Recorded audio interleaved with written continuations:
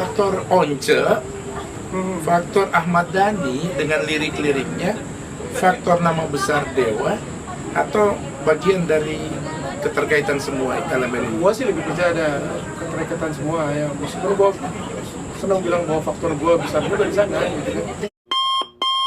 Hi, hello, I am Budi Aceh. Oh my god. Ada 3 dimensi melihat Once ini.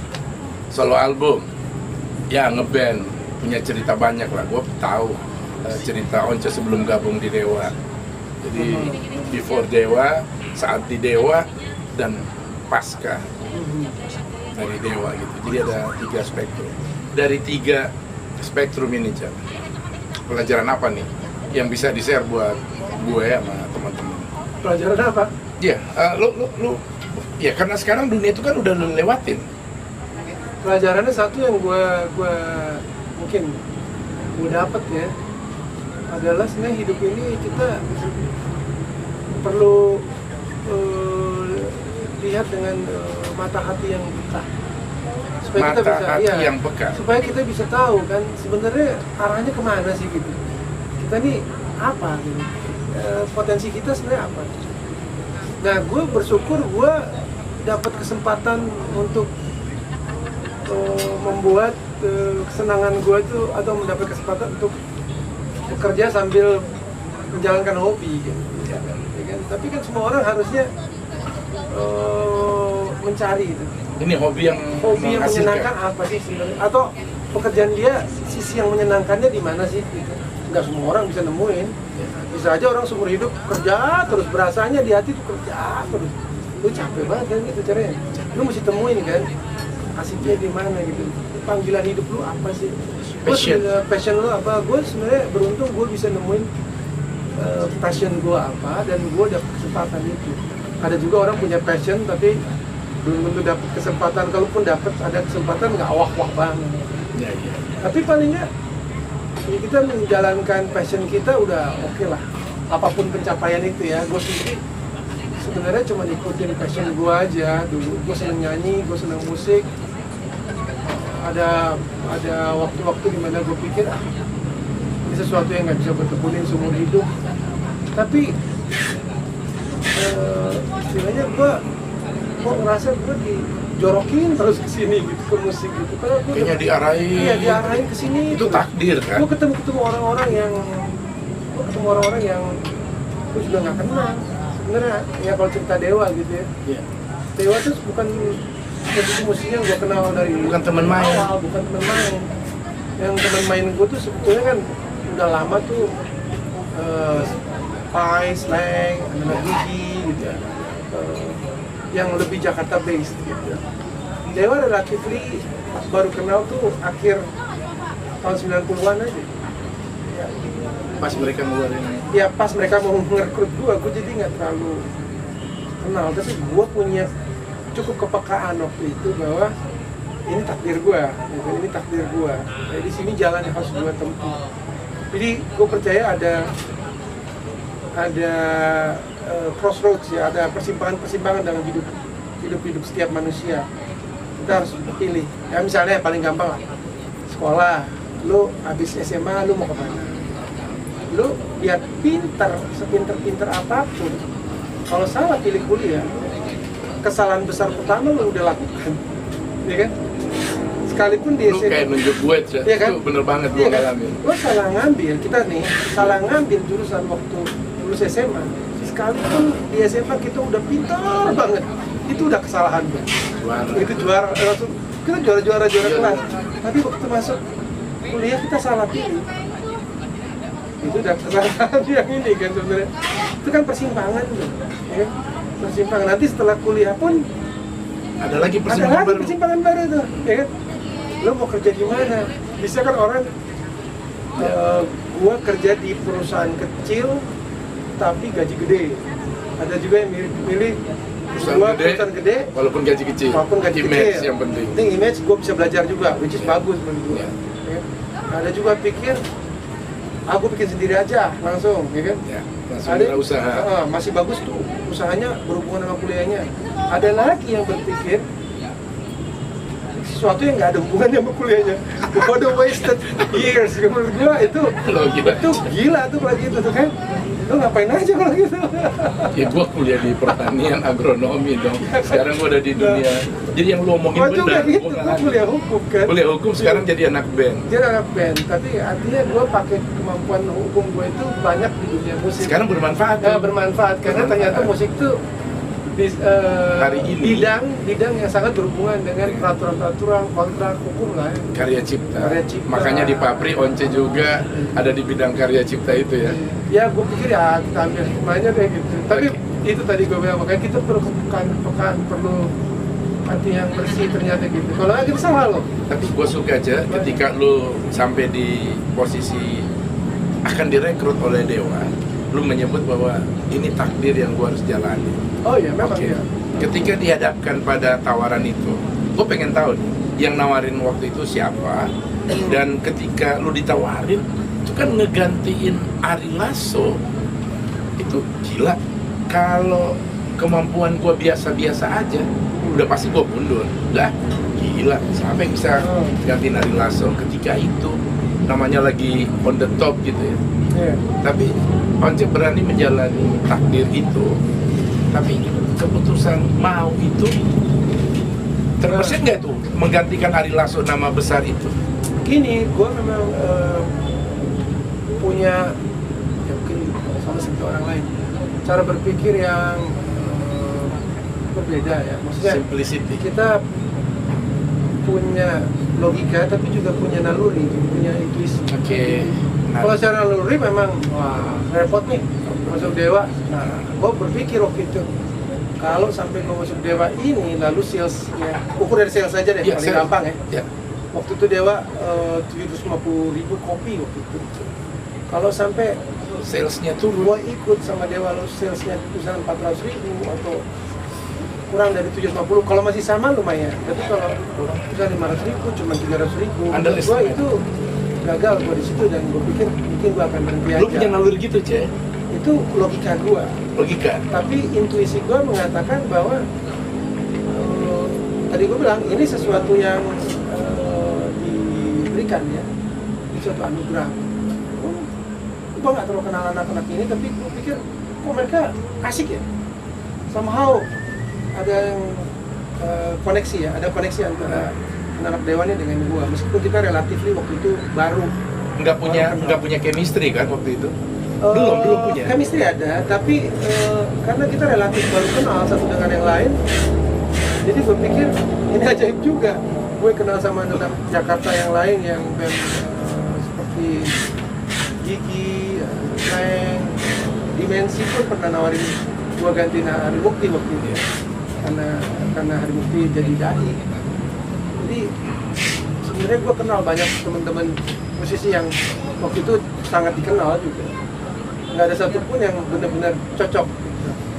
Tapi kok ada band yang gue waktu Nggak itu kenal? nggak kenal, tapi punya studio dekat rumah gue gitu. Jadi pada saat dimana gue baru sembuh dari sakit tenggorokan gue yang akut 5,5 tahun.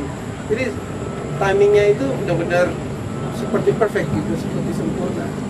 Sehingga gue punya kesimpulan gitu.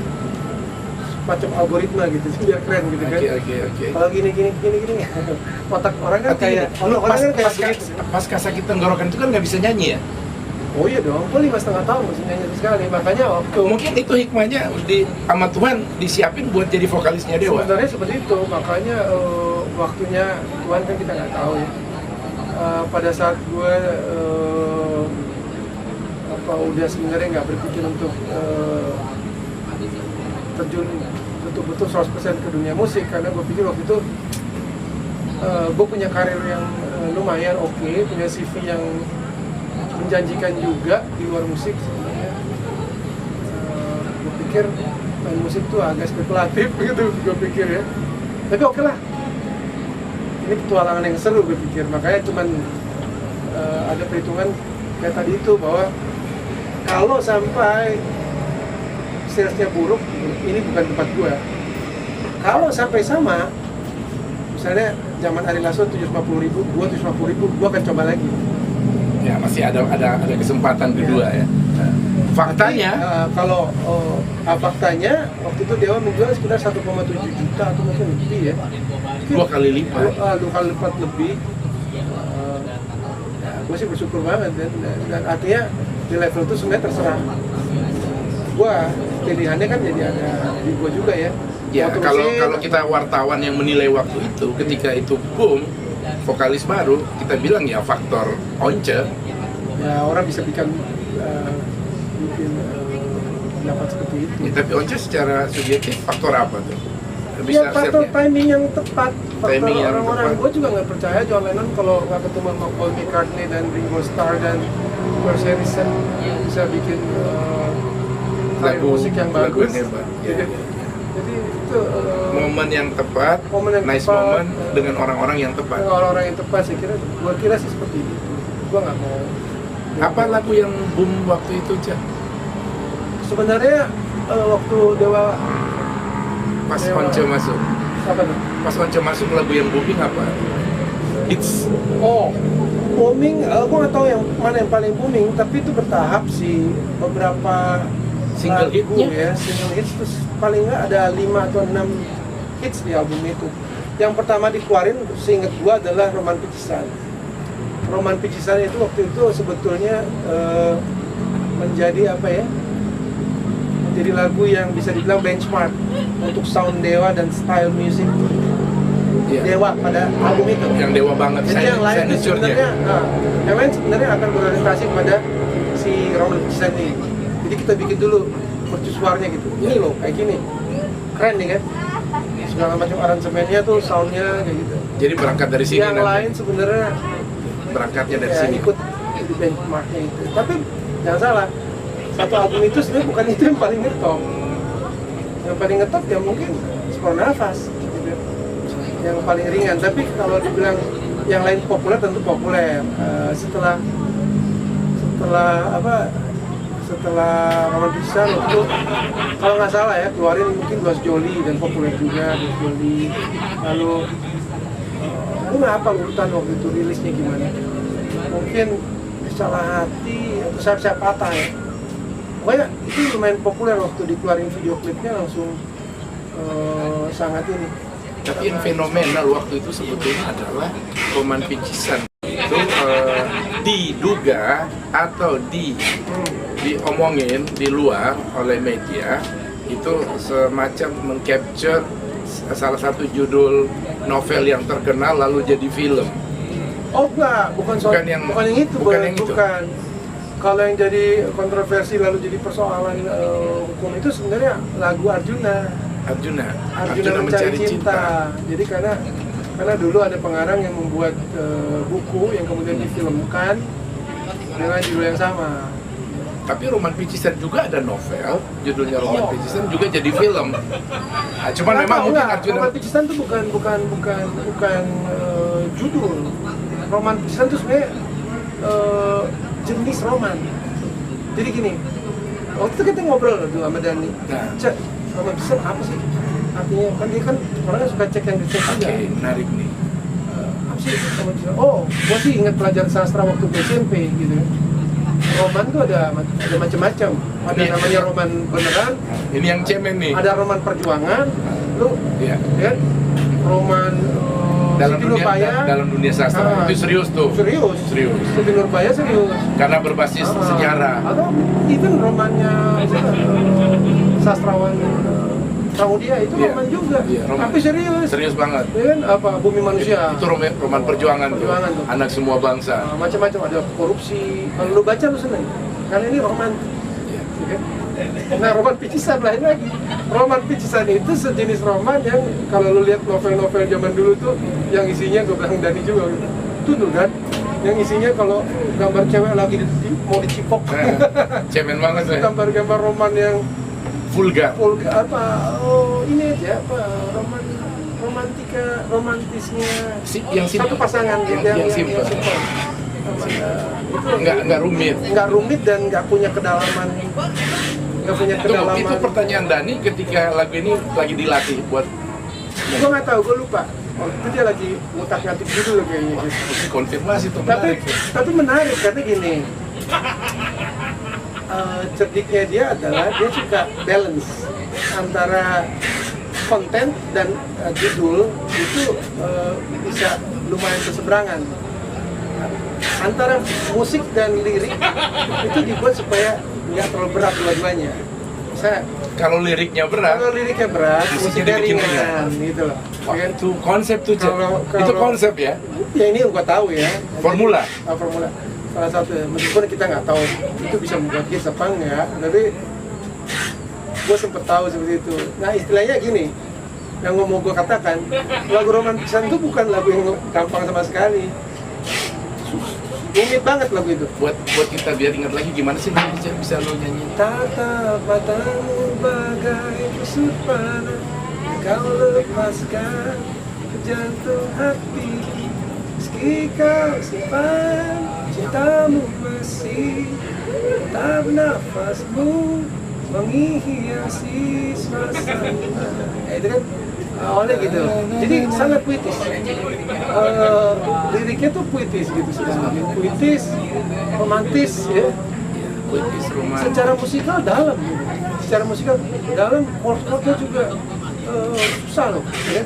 Apalagi interlude-nya tuh, waduh dijamin kayaknya kalau nggak ngulik-ngulik banget susah, nggak bisa nirunya. Tapi di lain pihak dia bikin Terus lirik kenapa tuh dijadiin picisan? picisan. Sebenarnya tuh sama sekali Why? nggak picisan loh sebenarnya. Secara Serius musik, banget. secara musik Rap- tuh rap- rapnya aja, Iya. rapnya. cintaku tak harus Capek tuh. itu secara musik dan karya itu nggak picisan sebenarnya, cuma dibuat dengan judul itu aja menarik. Jadi ada balance, kalau gua sih ngeliatnya secara positif gitu, ada balance, jangan serius-serius amat lah gitu loh. Oke, Cek. Dari 10 menit cerita ini, seorang Ahmad Dhani yang nulis lirik ini harus mengkonfirmasi apa itu roman picisan dari perspektifnya Once.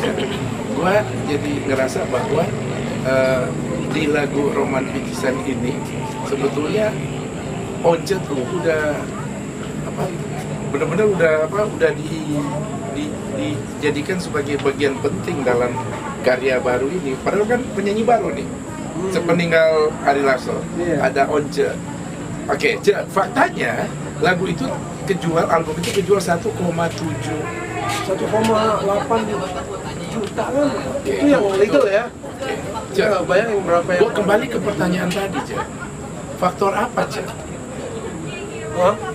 Faktor Once, faktor Ahmad Dhani dengan lirik-liriknya, faktor nama besar Dewa, atau bagian dari keterkaitan semua elemen ini? Gua sih lebih percaya ada keterikatan semua ya. Meskipun gua senang bilang bahwa faktor gua besar juga di sana gitu kan. That's my Tapi point. memang ada beberapa faktor. Pertama juga tren salesnya memang mungkin lagi tinggi juga saat itu. Ada demand sebenarnya bahwa ada musik yang Orang lagi butuh seru emang kangen lagi ya. butuh, kan. Nggak terlalu banyak band waktu itu sebenarnya yang saya bilang produktif, bisa diidolakan gitu. Orang Ya. kehilangan Ari Lasso, tapi kemudian penasaran dengan penyanyi baru, pendatang baru. Benar. Ada energi baru. Sebenarnya suara gue sama Ari Lasso kan beda banget. Cuma gue ingat waktu kita main bareng, ada koneksi, ada Yang nyanyi barengnya pas di Malaysia ya. Ada chemistry yang bagus, bukan hanya dalam musik tapi juga dalam gaya hidup dan aktivitas gitu. Jadi koneksi itu ada lah gitu, antara gua, Dhani, Andra dan yang lain-lain itu. Nah itu ada impactnya terhadap karya-karya itu. Ada impact. Banyak lah faktornya seperti itu. Faktor kemiripan suara sebenarnya sama sekali enggak loh, sebenarnya sama sekali Beda banget. beda banget, tapi energi, paduan energi antara masing-masing anggota band Dewa waktu itu memang gede, jadi energinya gede, istilahnya kayak orang berantem gitu, lu udah tarik panjang banget. Dewa kan waktu itu udah nggak merilis album 3 tahun ya, lu tarik napas lu panjang habis itu lu pukul, bang gitu. Punchline gitu ya. Punchnya gede banget sih, Punchline tuh. gede banget, jadi lu udah tarik nafas gitu kan. Apa then ya? hit it. Apa kalimat yang lu ucapin pertama kali saat album itu tembus 1,8 juta copies? Ya, aku udah lupa sebenarnya, gue sih bersyukur aja. Gue bersyukur bahwa itu bisa segitu. Itu sesuatu yang kita nggak duga juga sih. Kita nggak duga. Kan tadi gue bilang, gue udah siap-siap out kalau misalnya jumlahnya cuma Gagal. 400.000 sih, ngapain juga gue di sini gitu Lu kan. mundur. Mundur aja deh, lu cari vokalis lain gitu kan. Nah, gua nggak cocok. Karena kalau 700.000 sama, gue masih penasaran kenapa bisa. Gua coba. Gue coba lagi nih. Tapi menurut gua ketika itu tahun berapa, Cak? Tahun 99 lah. tahun 99 menurut gua orang yang paling deg-degan sedunia saat itu adalah Once. Apa namanya? Deg-degan. Gue kan nggak nggak? deg-degan. Enggak. Enggak. Karena gini. Lu robot dong kalau nggak deg-degan. Bukan. Masa sih Yang gila? tadi kan gue bilang, gue kalau Itu kan pertaruhan. secara logika kan gue pikir kalau nggak nyampe 700.000 juga, keputusan jelek, gue Mundur aja. adalah mundur aja. Gua juga bukan siapa-siapa ya. Kalau sama, Penasaran? oke lah, gue masih penasaran. Kalau lebih, ya itu ada opsi berarti gue terus atau enggak, serah gue. Ya kan artinya. Hi, hello, I am Budi Aceh. Oh my gigs.